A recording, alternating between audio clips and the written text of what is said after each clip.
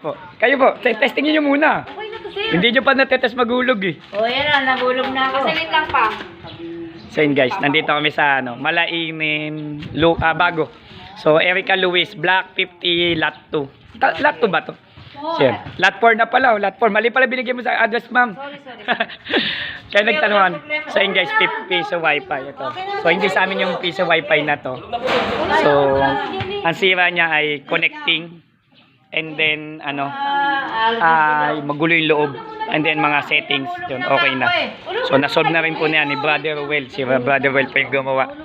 So, yun. So, kayang-kaya na po yan. So, smooth na po siya. So, yun. So, tinetest na po nila. So, yung bendo natin ay hindi sa ating galing. So, yun. Sinusupport po natin yan. So, napadaan lang po tayo dito para gawin yung piso. Ayun po yung may-ari. So, balak din niya magdagdag ng antena. Anyway, siguro by next week. Kasi tad na po kami ng gawa.